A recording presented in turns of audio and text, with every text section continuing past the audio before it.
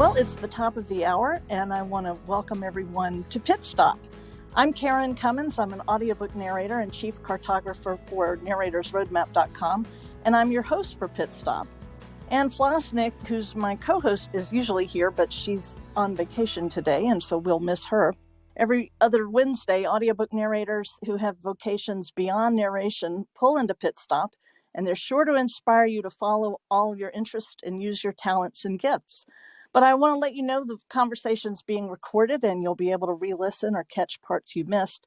And feel free to comment in the chat and raise your hand in the app if you want to be part of the conversation. We'd love to hear from you, and thanks so much for joining us. I'm very excited today to welcome Andrew Tell to Pit Stop. Andrew Tell is an actor and voiceover artist based in Los Angeles, California. He's narrated over 200 audiobooks in a variety of genres, with an emphasis on sci-fi, fantasy, and thrillers. Away from the mic, he roasts his own coffee like a real Mr. Fancy Pants and enjoys painting, drawing, and wrangling his two kids. In a previous life, he was an Emmy Award-winning graphic designer and animator for over 20 years. He also currently runs the audiobook industry websites narratic.com and audiobookscout.com under his real name, Craig Tollefson. So, Craig, I am so happy to have you here. I do wonder, are you painting, drawing, and wrangling your kids, or is the kids wrangling different from the painting and drawing?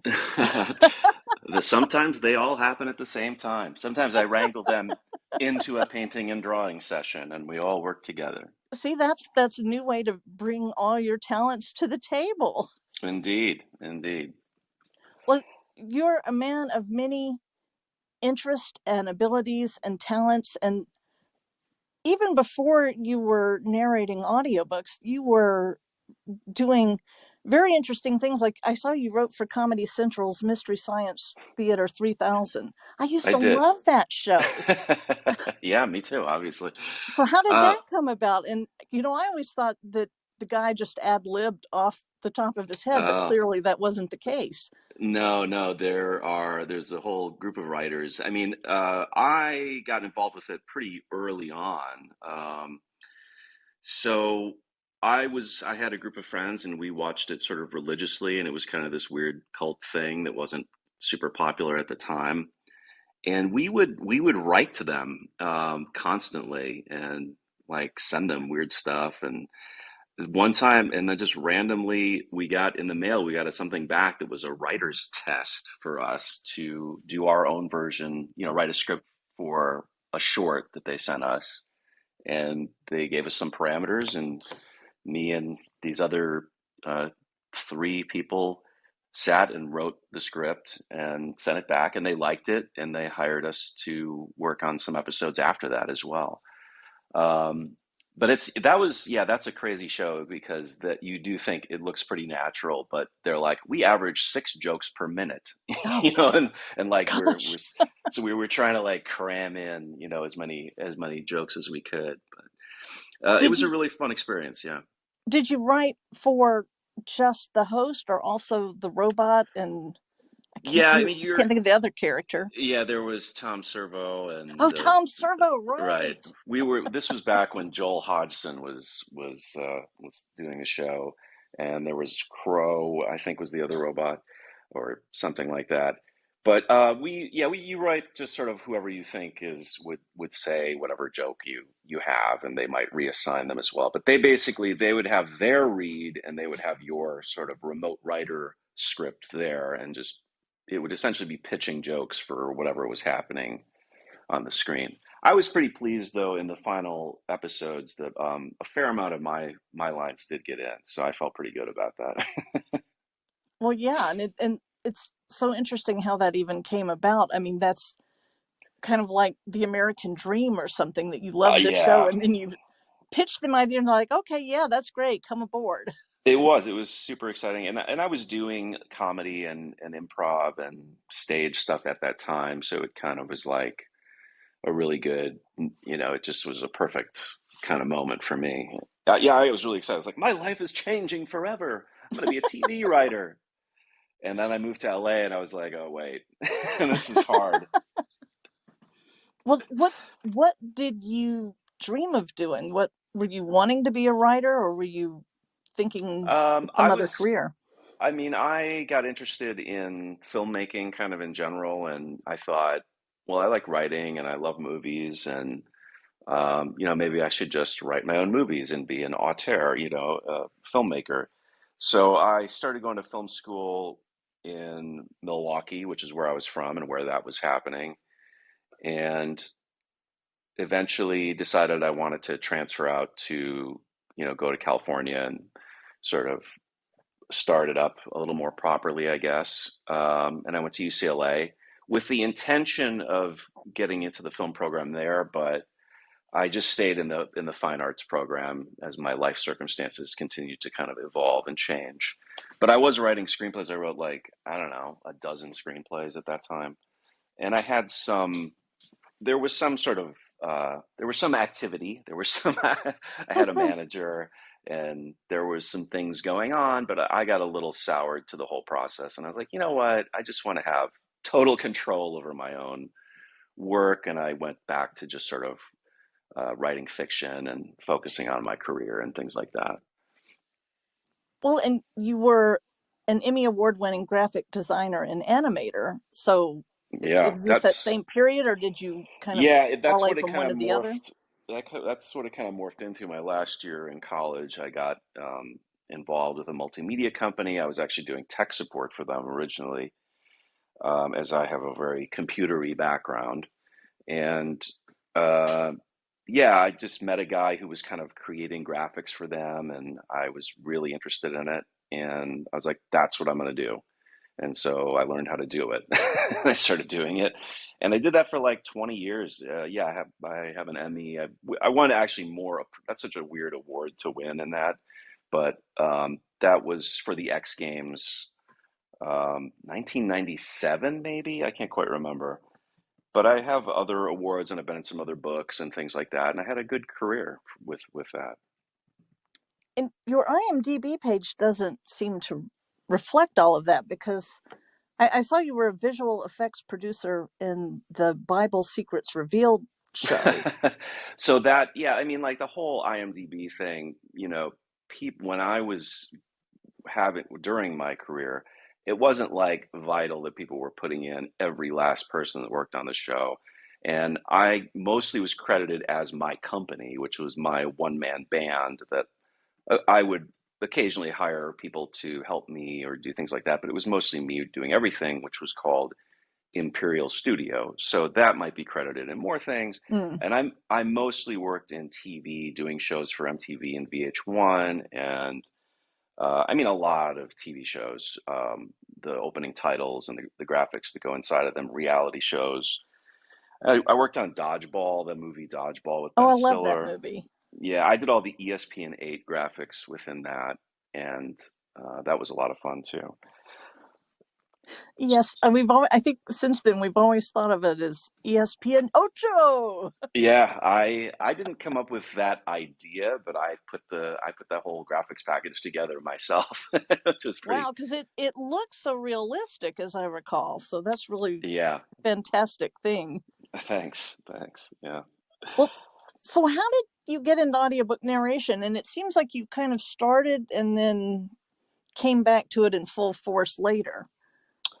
I would say I mean the story that I tell is that I had a book that I published. I self-published a short book, and it got some very good attention. It was the first independently published book that got a starred review in Publishers Weekly, Oh, wow. which was cool. And This is the book you're talking about, is the Young Arsonist Club. the Junior Arsonist Club, correct? Yeah, sorry. And that's okay. And Amazon took an interest in it, and they brought it into their Kindle Singles program, and just were like, "Here, we want to give you some money." And I was like, "Okay." And then they were like, "Hey, we're going to advertise this on all Kindle devices over Christmas." And I was like, I got real excited, and I was like, "This is great. Hey, I should have an audiobook too." And so I went through ACX. I found a narrator I liked, the incredible Amy McFadden, who I'm still friends with, and Yeah, she's sh terrific. Yeah, and I would have maybe taken a crack at it myself since I have an acting background, but the main character is a woman, and I was like, well, this would be better if a woman voiced this. And she did a great job, and we were chatting about the whole process, and she's like, you would probably be really good at this. And at that point, my graphics career, I was pretty burnt out of, and was kind of like winding down a little bit in a sense that it was becoming very competitive, and I was becoming kind of old and not as cool. So, Oh, that can be a thing.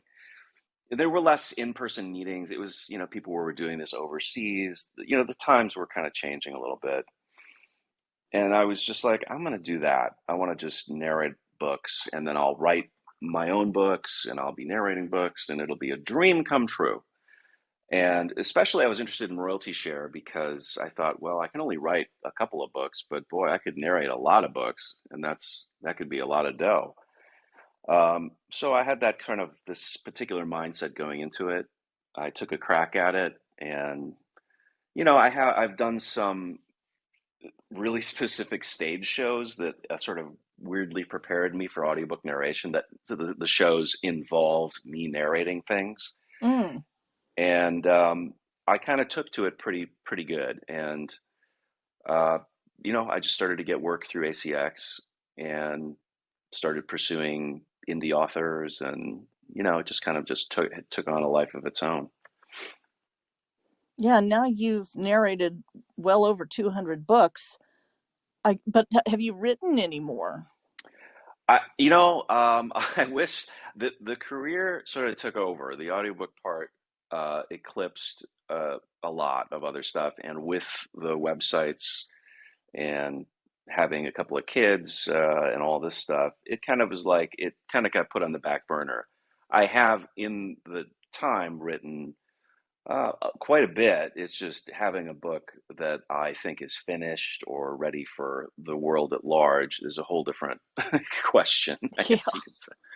So, I was pleased with how my novella came out, and that was great. I even had an agent from a New York agent contact me. I had Sigourney Weaver's production company contact me, wanting to, Oh, taking an interest in it, and all this kind of uh, interest in that, but I just wasn't quite ready for it with the next book, I guess you could say.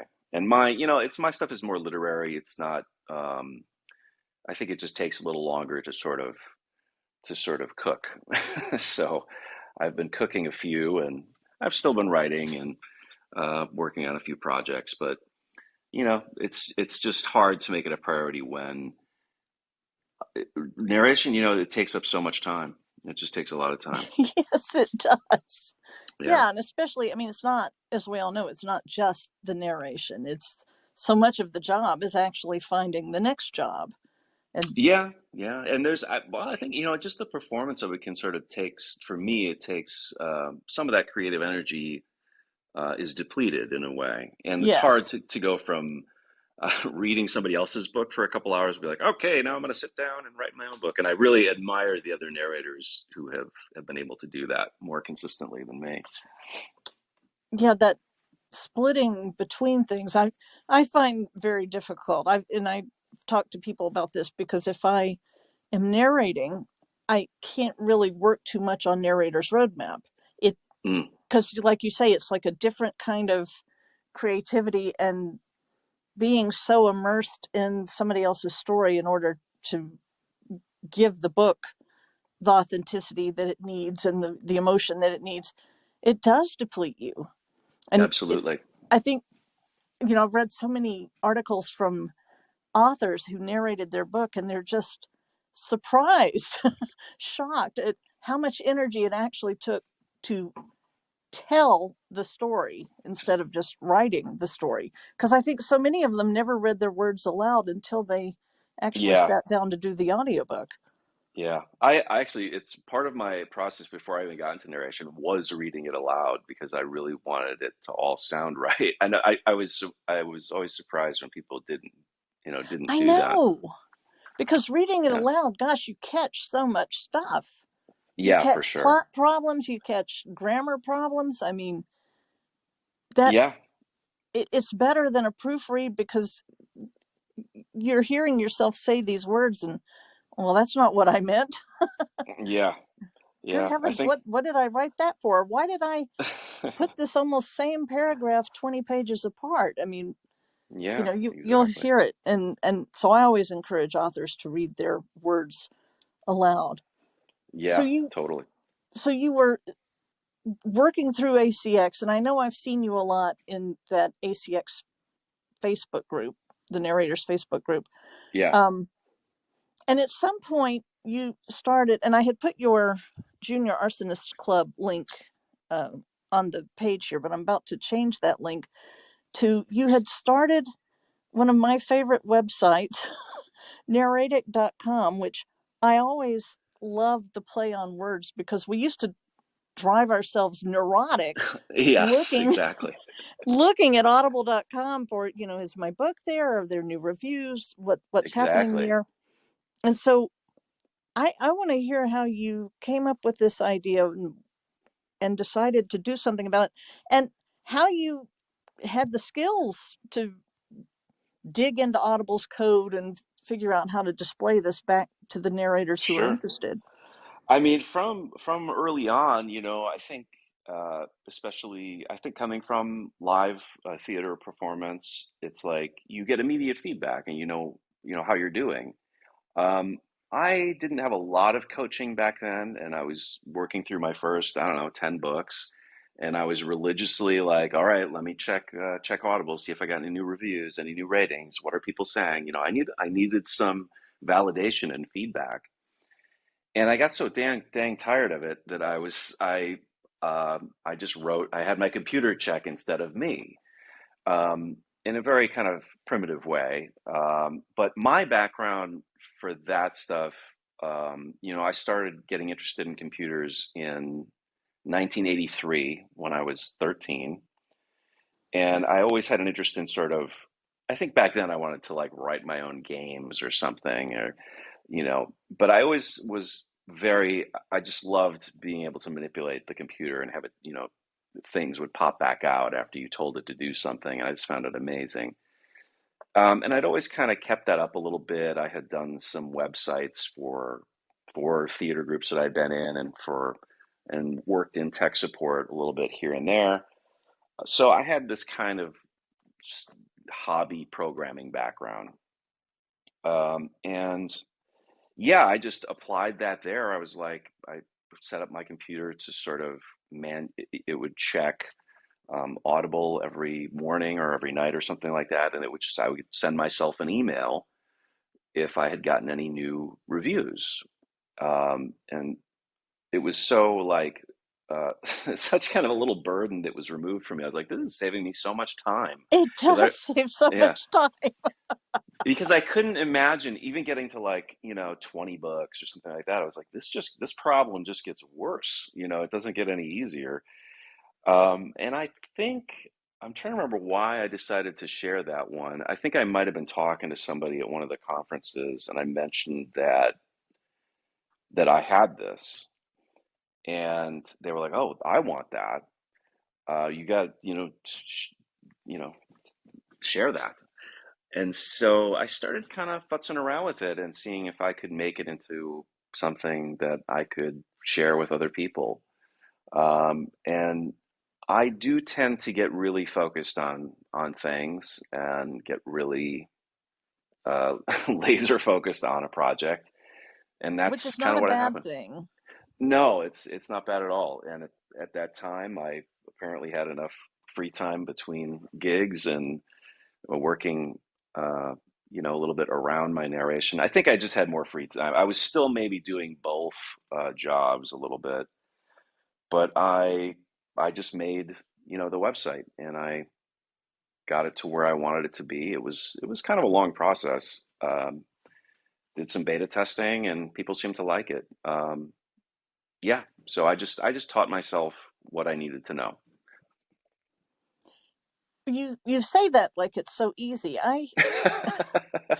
And I have a master's in computer information systems. I had to take programming classes in college. I worked over 25 years in IT. I was not a programmer. I was a programmer for a couple of years. Yeah. But I am saying all this not to brag or anything, but to say I wouldn't know how to do that. I mean, I know how to look at the code Yeah. and see where something is displayed on the page, but you've gone beyond that because you tracking what was displayed before and what changed. Yeah. I mean, if you want to get into the I mean, nitty there gritty of it, that takes some complicated wizardry. yeah, I mean, I got I had a job that involved working with databases a little bit. So a long time ago in the 90s, I guess.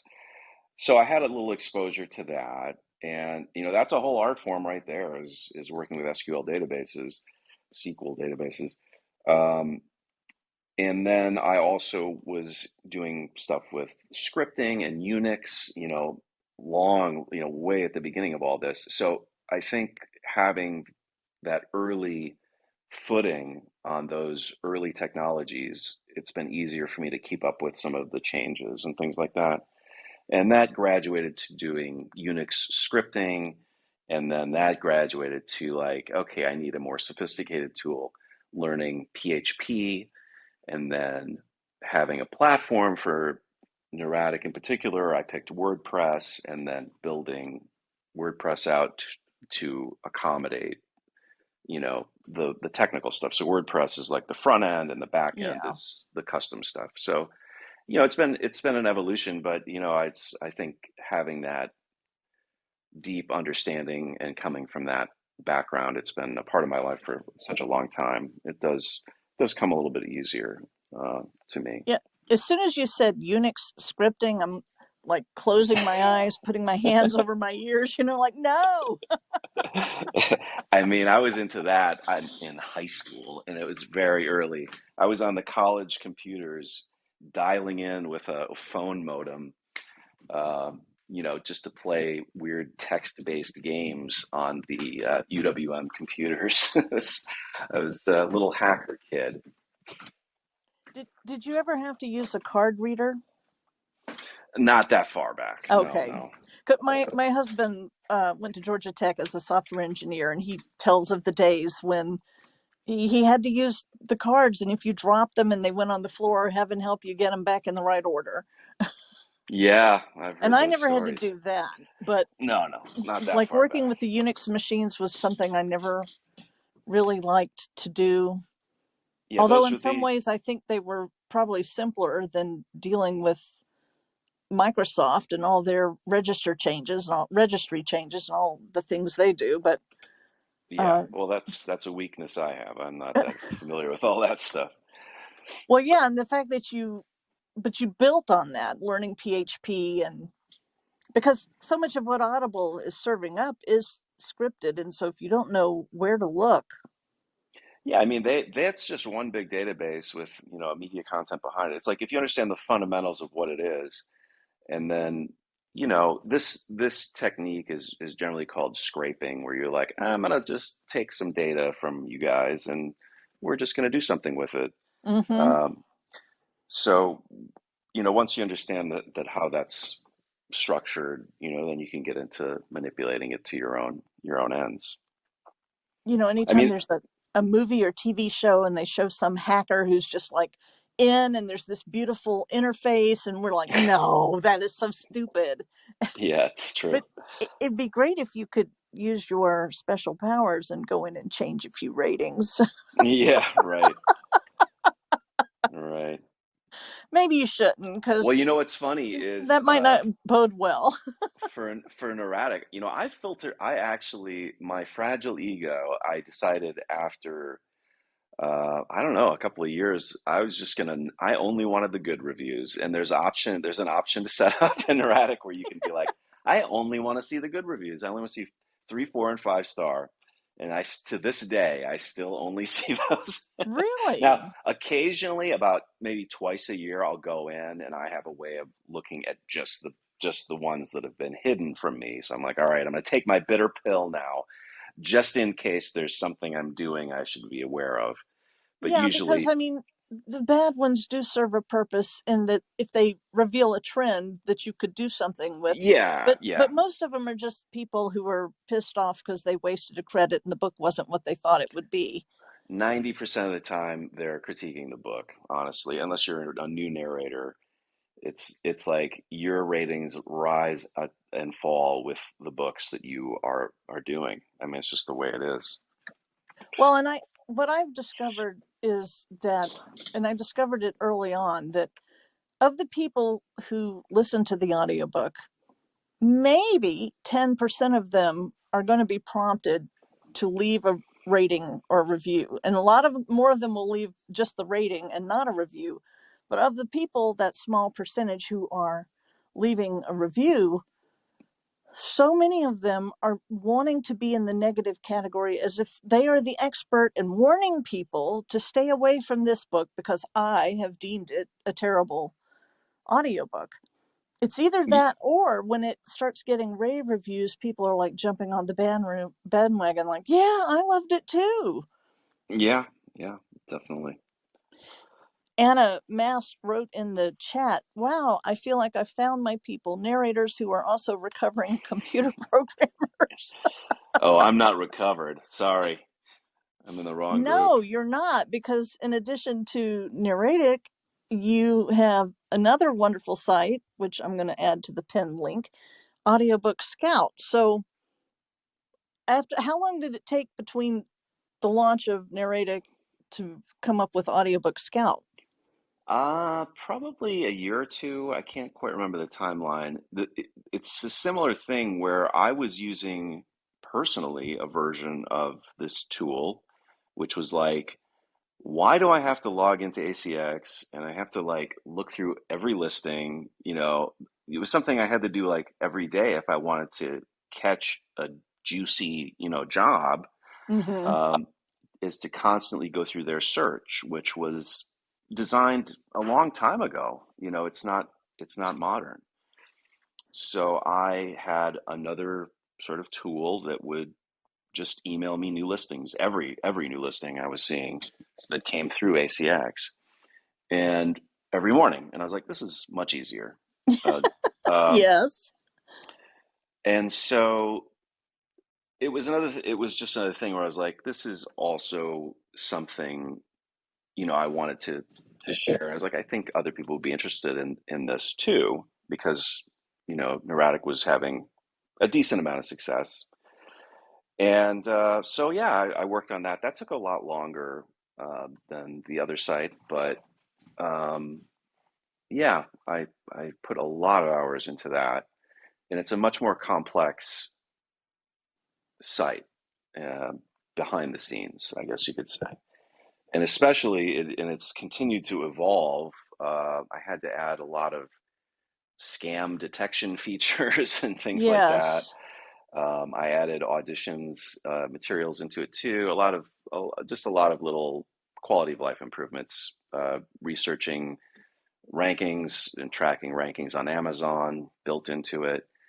Um, so that was a much more complex project, and I continue to work on it weekly. I mean, there's always something that needs to be addressed. So yeah, it was probably between 1 and 2 years of after Neurotic, I think. Well, and so both of these are paid services, right? Yes, Audiobook Scout yes, is a paid one, but you've generously made the author snoop part of Audiobook Scout something that everybody can use. yeah, yeah. And there used to be, I mean, it's still accessible. There's a page too, which will list all the ones that we flagged as having a lot of red flags, as being probable scams. And yeah, I made that available to everyone too. It seemed like the right thing to do.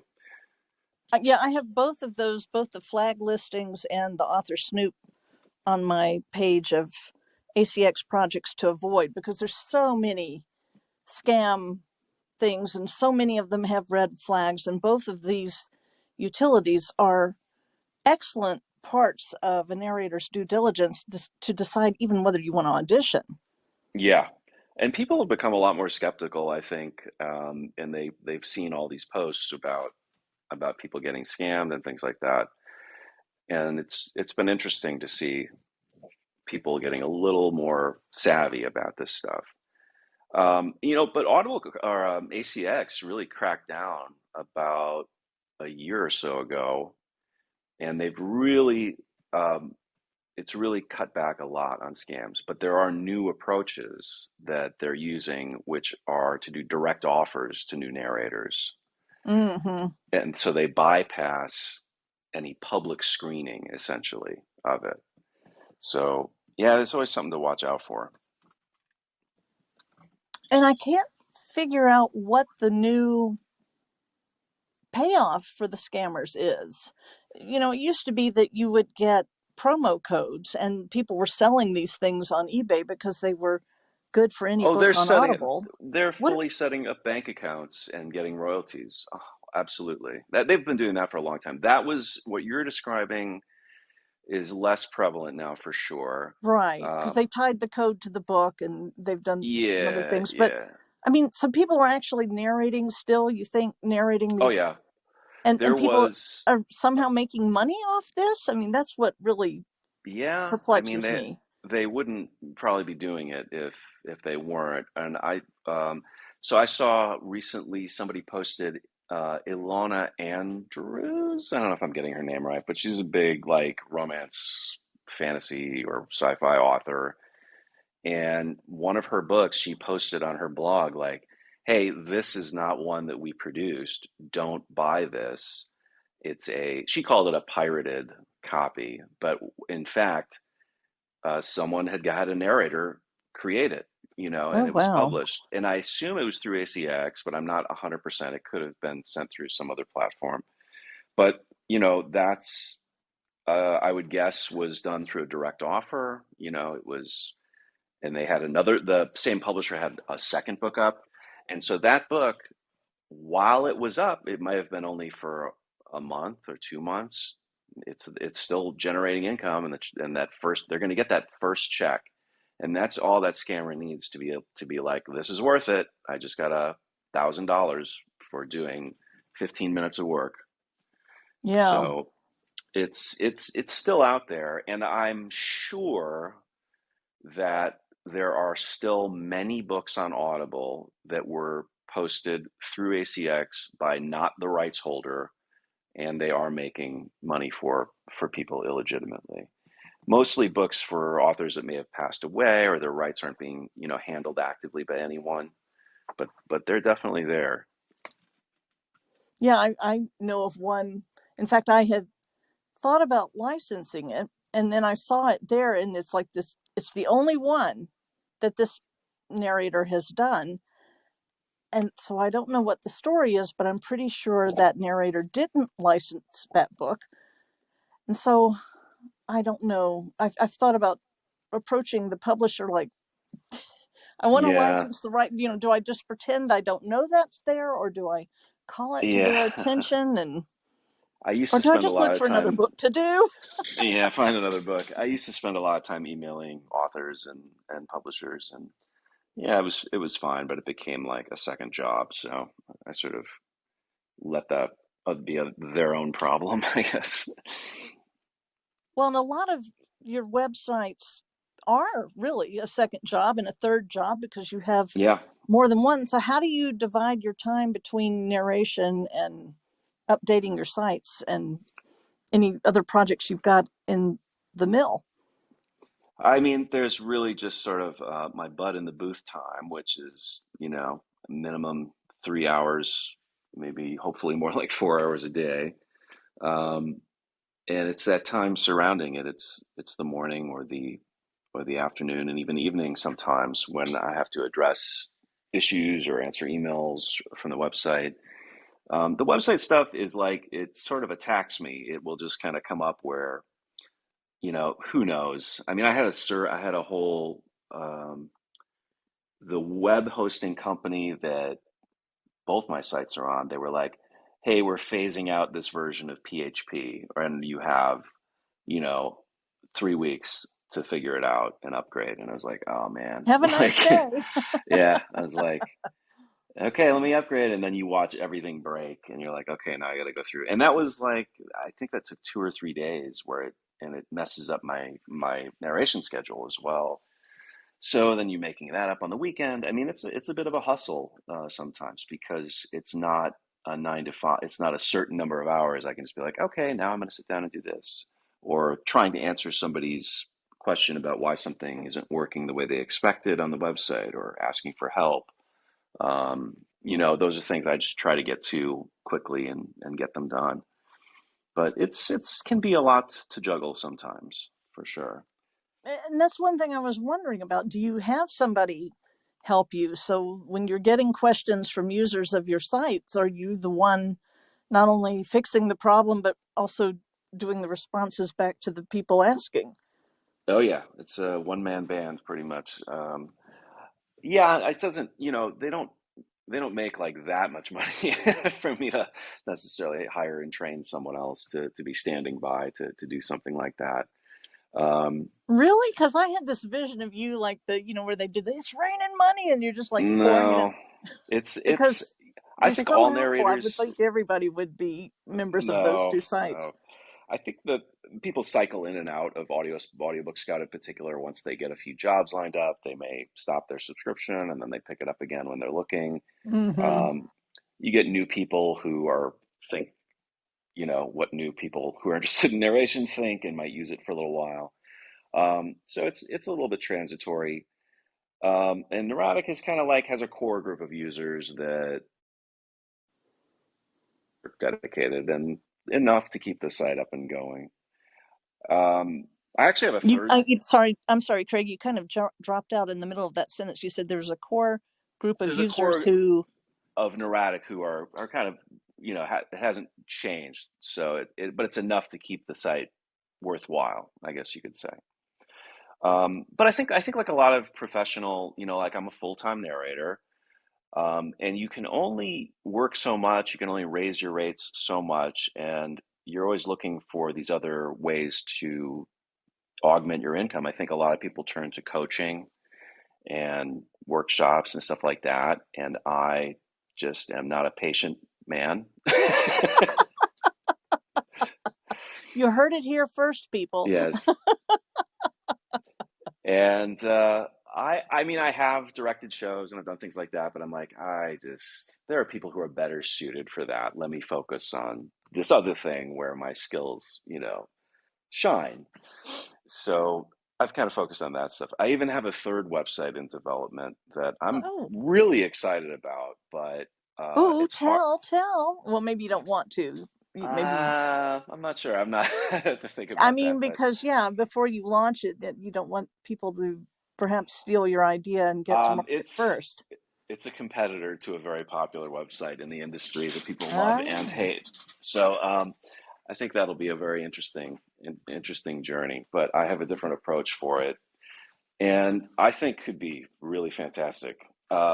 But it's finding the time. It's exactly what we're talking about. Is I have a full schedule. I'm booked through March, and I it's hard to put in those hours and that would be required.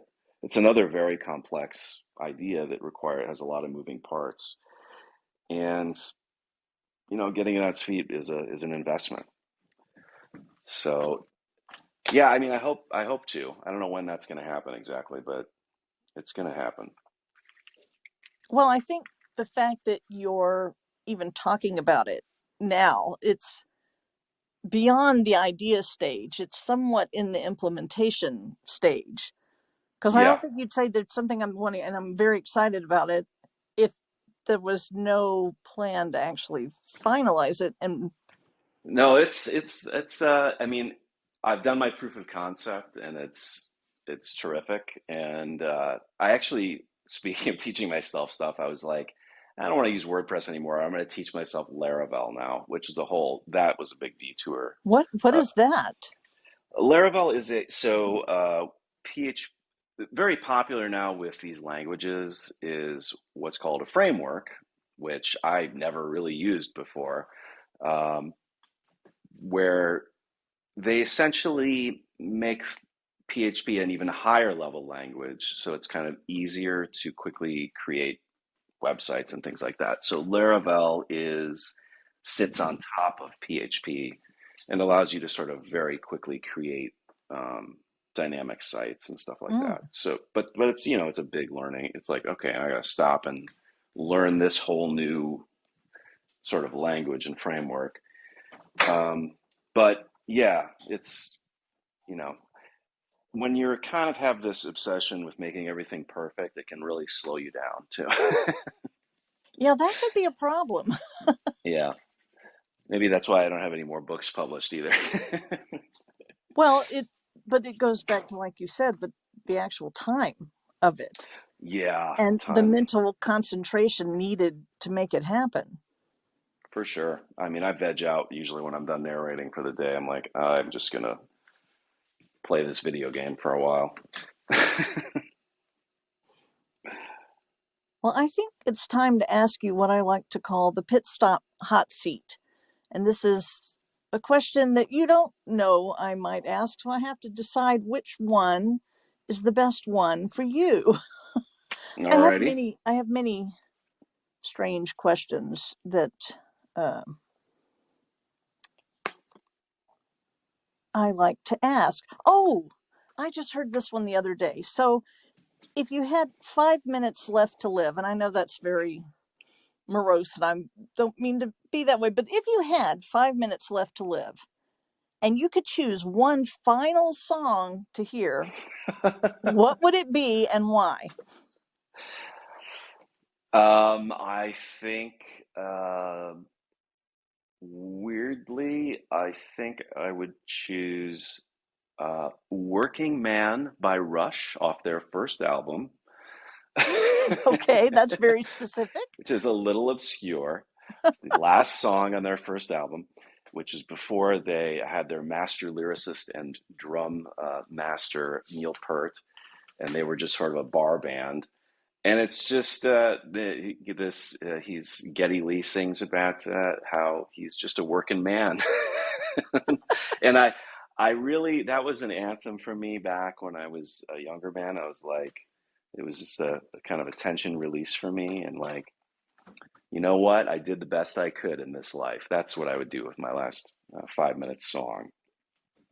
That sounds like a great choice. I was telling Drew, my husband, I don't think that I would answer this honestly in a public thing, because that the song I'd pick is actually special to me and him, and I don't want other people to know what it is. Uh, So I would my public answer would be, I write the songs from Barry uh, Manilow, because of course he's my favorite, and that's the end of the concert is I write the song. So it's like, nice. show's over, folks. That's it. I have to say, just because you mentioned you're a big fan of his, I went to a wedding at his house. Really? Yes, Oh, a, a no, family you've got to friend tell me about is this. Whose a wedding and fam. what? How? I mean, Well, I don't know if I can get into that, but it was a family friend has become good friends with him, and he got married to his partner and asked Barry if he could oh, use his lawn, and oh he my did. It God, was did you meet amazing. Barry? Briefly, yes, I did. Oh, I mean, Very exciting. I haven't had that kind of personal interaction. I've seen him 55 times in over 20 cities from London to Las Vegas, and I've had several handshakes at shows, Oh, but that's about as much as it goes. Well, that's exciting. yeah, it was cool. Well, you get around, don't you? Yeah, somehow I get out of the booth once in a while, I guess. When did this happen? You could say that, because I wouldn't know who it is. I guess it was last year. Yeah, it was last Also, year. recently, somewhat recently. Yeah, it was like right after kind of the pandemic was Oh, becoming, we could get together again. Yeah, my kids are it's my kid's godfather, so that they were in the wedding oh, wow. as well, and it was really fancy and nice, Was amazing. was this the house in Malibu, or is this that he sold, No, or is and it? Palm in Springs. Palm Springs. Oh, Palm Springs. wow. Yeah. Well, I have a whole new respect for you. You can grill me in person. I'll show you some pictures. Well, I'm just very impressed with the company you keep. In fact, I laughed at your line about roasting your own coffee like a real Mr. Fancy Pants, and then you tell me this. I'm like, well, you are a Mr. Fancy Pants, aren't you? I put that in because I'm like, I'm so, I've really, with talking about all these, the websites and the just the regular work and, how narration it is also getting the jobs. It's running a business, really. I was like, I was like, am I doing anything interesting outside of work? I was like, well, I started roasting my own coffee. That's interesting. Well, So yeah. my husband would probably grill you about that because he's very into coffee and he keeps buying all these different coffee machines and he watches coffee videos and he admits Oh, he's a coffee snob. And then I don't uh, even drink coffee, so I mean this is just him, all huh? his hobby. I highly recommend the personal roasting setup. It's not that hard actually. It's great. I I think he has a roaster, Okay, there you but go. if he doesn't, this sounds like a great Christmas idea. Yes, So I I'll think I'll send you a mention link. then that this is was your bio and I'll just say, oh, you have a roaster, right? Yeah, fish around a little bit. Exactly. Well, we're coming up on our time, so I want to remind the audience that definitely we'd love to hear from you if you want to say hi to Craig or ask him something. I did see that when we were talking about the scam titles on ACX, Anna Mast wrote in the chat, I got a direct offer to narrate the Narcotics Anonymous Handbook a few months ago. It's got a high BSR on Amazon. I emailed someone at NA to let them know they should connect with ACX if it wasn't them, and they replied and confirmed it was not. Of course, she wisely also suggested she could narrate it if they were interested. Yeah, yeah. I mean, that one's. I guess it depends. You'd have to look at that. I mean, that's a common target. Is these kind of nebulous manuals of these organizations. Like, well, is there one person that wrote it? I would assume though that they do own the rights to it, and it's probably pretty clear cut that that is not something that would be legitimate to do. But that's definitely a target like that I've seen before. I may have even actually seen that exact book come up a couple of years ago. Yeah, and So it probably will come up again. And yeah. when you were talking about people who are kind of off and on again with Audiobook Scout, Kaylee Kirby said she's one of those people, and it depends on finances, but it's worth every penny, she said. I appreciate that. Yeah, I And mean, that's totally makes sense to me. I never have an issue with that, of course. well, I and I still use it every day, even if I didn't have any users, I would probably still have it. well, I think that's part of what makes both of these sites so great is because it's something that you yourself wanted and it Yeah, wasn't there, and so you built it. And so much of any kind of innovation happens that way. It's something that I care about and I want, and nobody else is doing it. So yeah. why not I, me? it's kind of funny too. I remember I was working on Audiobook Scout and thinking like, I'm going to put all this time in, and then ACX is gonna, they're gonna update their site, and it's just gonna make it totally not, necessary to have something like this. But that hasn't happened. They're going to update their site, They have no. and They you have thought that when they did. Well, they did a little a facelift, little, yeah. and I was like, anytime something changes, I'm like on high alert. But I was like, oh, nothing changed. It was just a Well, nothing facelift. that would affect your site changed. Yeah, well, it ultimately really was just a facelift. The core of their searching titles and narrator, all that stuff is really the same. They just changed like the menu and the what contains it essentially. So it literally, I would call it a facelift. So Yeah, well, they've they've had a few of these, and I don't know if it's even a full facelift. Is Not maybe an really. eyebrow tuck Yeah. or Yeah, maybe an eyebrow tuck, exactly. a little bit around the nose or something. Yep, So it what's is. Oh, go what's ahead, on son. tap for you beyond narrating? And is there, other than the website that you're working on, is there something else coming up for you Um, is that there you can something talk else coming about? up for me that I can talk about?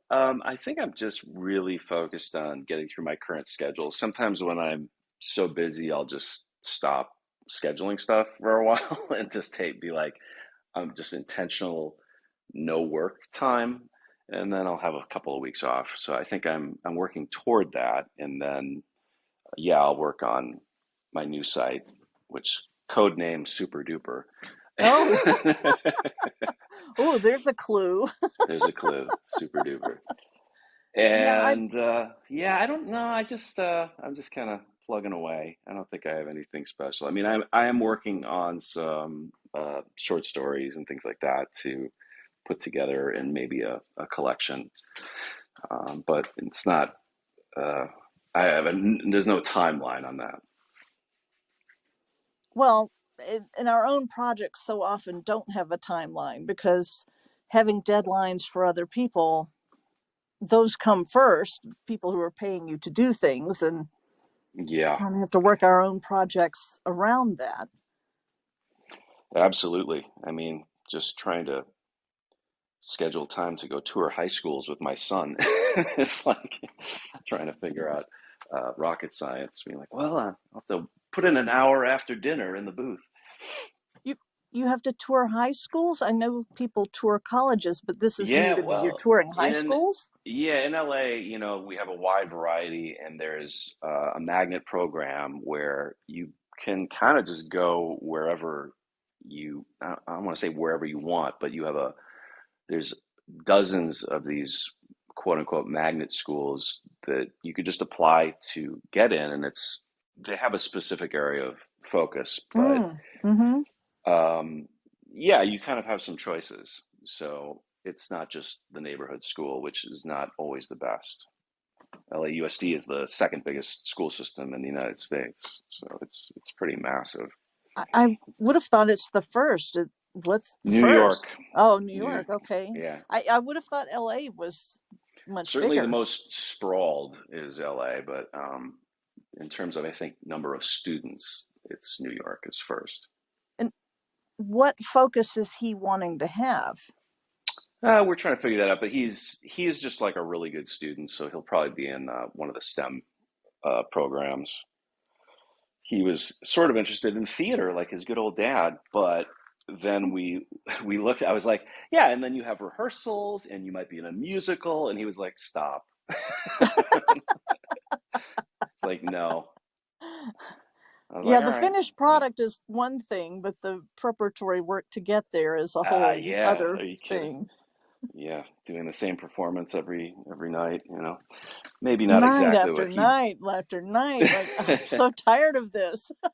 exactly. Well, So he's got time though. do you have some advice you could share with other people who want to expand their horizon beyond narration? I mean, I think if you're augmenting, I think it's totally a common thing. You have this whole interview series.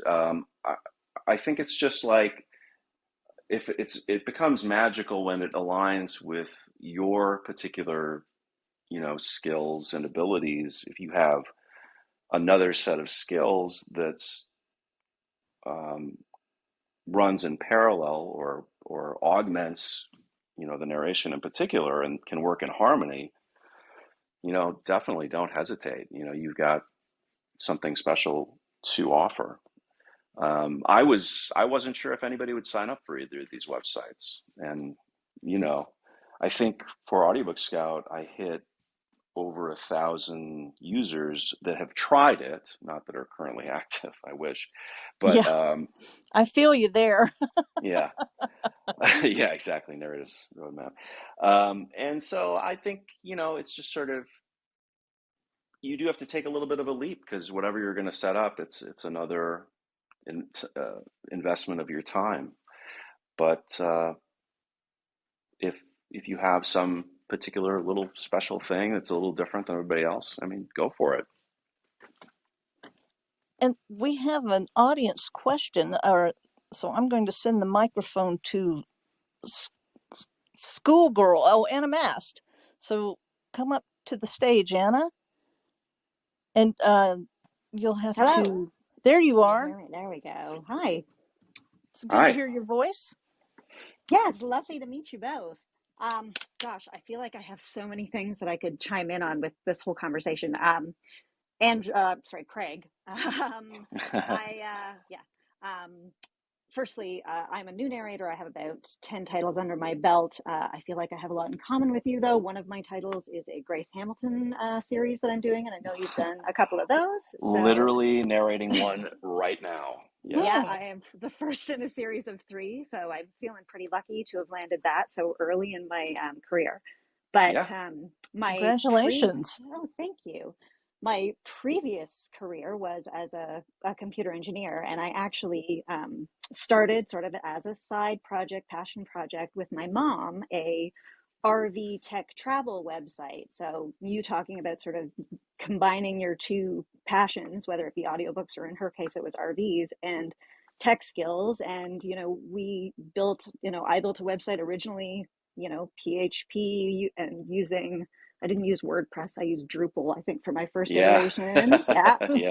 And then like my reboot, I did it all in Django. I learned Python, and it was so much better to have a full framework. So good for you on the Laravel move. That'll make your life a million times easier. Yeah, it's amazing. Yeah, but I mean, in my case, I ran that as a side project while I was like at home with my babies when they were like, I was on maternity leave with them. And I did it as just a side project for years. And then it eventually grew to the point where I quit my full-time job and we sold it during the pandemic because RV really took off. So, and that's really that's what has afforded me the opportunity to do this now, because I don't need necessarily a guaranteed income anymore. So I just, sort of, if we're talking about, finding things to dovetail with your passion, and I am proof positive that it can work. So that's fantastic. What a great story.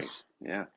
And you've clearly got a knack for it if Relay picked you for one of Grace's books. So, kudos to you. Yeah, it's the first one just went live like last week. So I'm still waiting on that first rating to show up there. But yeah, you got to get them all. You really got to get them all out and wait for the box set to really start pulling. That's what I'm expecting. Yeah. Some royalties. Yeah. I'm late. I'm actually really late on book 6, which is the one I'm doing now. It's the finisher for the series, and I got, you get sick and all this other stuff. But yeah, that's great. Anyway, I love that story. Oh, thanks. Like I said, I saw this interview with you and I knew we had lots of things in common. I really wanted to come and listen and contribute. So it was a really great chance to meet you. Well, we're so glad you did. Is that, I guess that was all you were going to say. I mean, I could keep talking if you want me to, but that's really all I have to add. Yeah. Well, thanks so much. I really appreciate you stopping by and adding yet another inspirational story.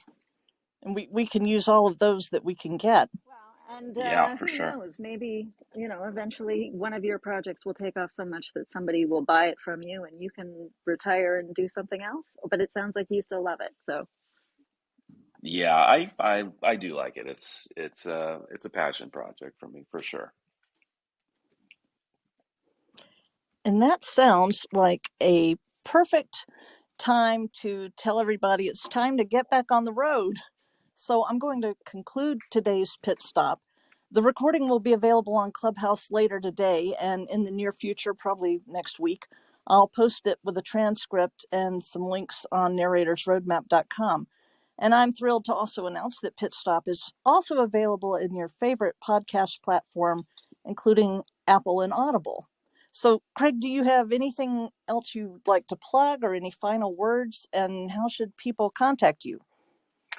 I mean, if you want to contact me, you can go to andrewtell.com, and hit the contact information, or same thing on audiobookscout.com or neurotic.com. And nothing to plug. I mean, you can check out some of my books if you want. Sword of Kaigen is a wonderful fantasy novel. If you're interested.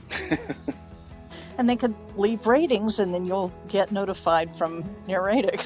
That's another way to contact me. Very, very roundabout way, but yes. Well, I hope everyone will take another road trip with us on November 8th, when we'll talk with Terry Schnalbut, who is a narrator and artist, and she's studying to become a Texas master naturalist. In the meantime, I hope you find joy in every journey and live the life of your dreams. Thanks so much to Craig Tollefson, aka Andrew Tell, for this terrific and fun conversation. And thanks to everybody for your attention and support this afternoon. And I appreciate you spending time with us. Hope you have a wonderful week, and we'll see you soon.